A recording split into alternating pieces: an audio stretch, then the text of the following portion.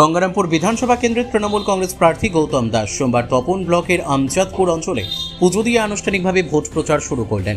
এদিন বেলা প্রায় 12টা নাগাদ তিনি আমজাদপুর গ্রাম পঞ্চায়েতের প্রধান রামপ্রসাদ রায়ের বাড়িতে পৌঁছান।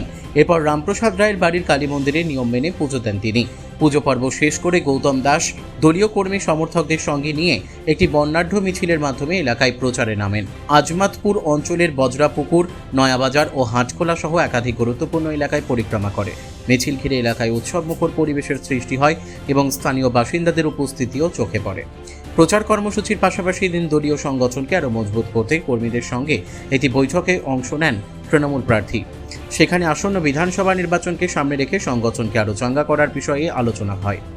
এদিনের কর্মসূচিতে গৌতম দাসের সঙ্গে উপস্থিত ছিলেন তপন ব্লক গঙ্গারামপুর বিধানসভার তৃণমূল কংগ্রেস সভাপতি সমীর রাহা, আজমাতপুর গ্রাম পঞ্চায়েত প্রধান রামপ্রসাদ রায় সহ এলাকার অন্যান্য তৃণমূল নেতৃত্ব। রায়গঞ্জের নিশীথ সরণিতেই মিলছে ফ্যাশনের সেরা কালেকশন। রায়গঞ্জবাসীর জন্য একদম পকেট ফ্রেন্ডলি দামে এখন ট্রেন্ডি পোশাক থেকে শুরু করে এথনিক কালেকশন সব একসাথে। হ্যাঁ, আমরা বলছি আজকালের কথা।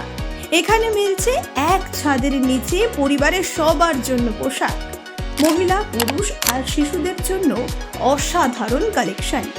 মহিলাদের জন্য মন কাড়া শাড়ি, ব্লাউজ আর এথনিক কালেকশন। পুরুষদের জন্য ফর্মাল ও ক্যাজুয়াল ট্রেন্ডি পোশাক। শিশুদের জন্য রঙিন, আরামদায়ক ও ফ্যাশনেবল পোশাক যা ছোটদের মুখে হাসি ফোটাবে। শুধু বৈচিত্র্যময় কালেকশন নয়, এখানে দামের সঙ্গেও পাওয়া যায় নিশ্চয়তা।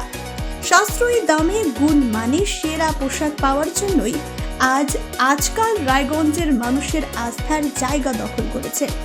ঠিকানা নিশীথ সরণি রোড, মোহনবাতি সংলগ্ন, রায়গঞ্জ, উত্তর দিনাজপুর। তাই আর দেরি কেন?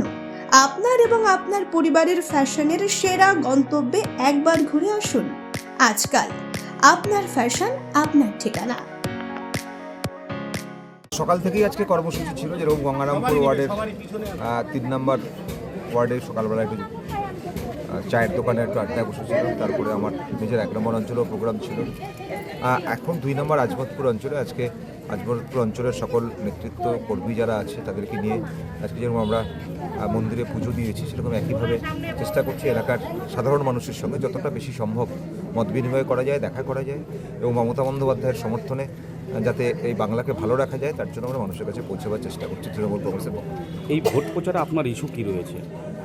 প্রথম বিষয় হচ্ছে যে এসআইআরের নাম করে যেভাবে মানুষকে হয়রান করা হচ্ছে, বাংলা দখল করার জন্য বাঙালিদের উপরে যেভাবে অত্যাচার করা হচ্ছে এবং একইভাবে মমতা বন্দ্যোপাধ্যায়ের পরিকল্পনা যেভাবে বাংলার প্রত্যেকটা মানুষকে ভালো রেখেছে, দুটোই এক জায়গায়। একদিকে ভারতীয় জনতা পার্টির অন্যায় অত্যাচার, একদিকে মমতা বন্দ্যোপাধ্যায়ের সরকারের ভালো রাখা, ভালো এবং আমরা যাতে ভালো আছি, দুটোকে রেখেই আমরা নির্বাচনী ময়দানে নেমেছি। গঙ্গারামপুর থেকে অমিত মহন্তের রিপোর্ট, পুলিক নিউজ।